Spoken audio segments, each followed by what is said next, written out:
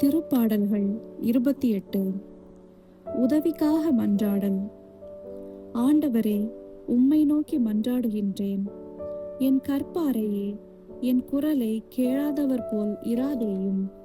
நீர் மௌனமாயிருப்பீராகில் படுகுழியில் இறங்குவோருள் நானும் ஒருவனாகி விடுவேன். நான் உம்மிடம் உதவி வேண்டுகையில் உமது திருத்தூயகத்தை நோக்கி நான் கையுயர்த்தி வேண்டுகையில் பதிலளித்தருளும். பொல்லாரோடு என்னை ஒழித்து விடாதேயும், தீயவரோடு என்னை அழித்து விடாதேயும். அவர்கள் தமக்கு அடுத்திருப்பாரோடு பேசுவதோ சமாதானம், அவர்களது உள்ளத்தில் உள்ளதோ நயவஞ்சகம். அவர்களின் செய்கைக்கேற்ப, அவர்களின் தீச்செயலுக்கேற்ப அவர்களுக்கு தண்டனை அளியும். அவர்கள் கைகள் செய்த தீவினைகளுக்கேற்ப அவர்களுக்கு தண்டனை வழங்கியருளும். அவர்களுக்கு தகுந்த கைமாறு அளித்தருளும். ஏனெனில் ஆண்டவரின் செயல்களையோ அவர் கைகள் உருவாக்கியவற்றையோ அவர்கள் மதிக்கவில்லை.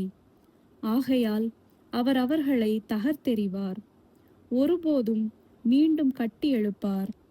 ஆண்டவர் போற்றி போற்றி, ஏனெனில் அவர் என் கெஞ்சும் குரலுக்கு செவி சாய்த்தார். ஆண்டவர் என் வலிமை, என் கேடயம், அவரை என் உள்ளம் நம்புகின்றது. நான் உதவி பெற்றேன், ஆகையால் என் உள்ளம் களி கூர்கின்றது. நான் இன்னிசை பாடி அவருக்கு நன்றி கூறுவேன்.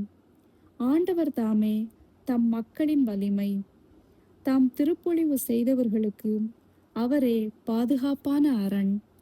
ஆண்டவரே, உம் மக்களுக்கு விடுதலை அளித்தருளும். உமது உரிமை சொத்தான அவர்களுக்கு ஆசி வழங்கும். அவர்களுக்கு ஆயராக இருந்து என்றென்றும் அவர்களை தாங்கிக் கொள்ளும்.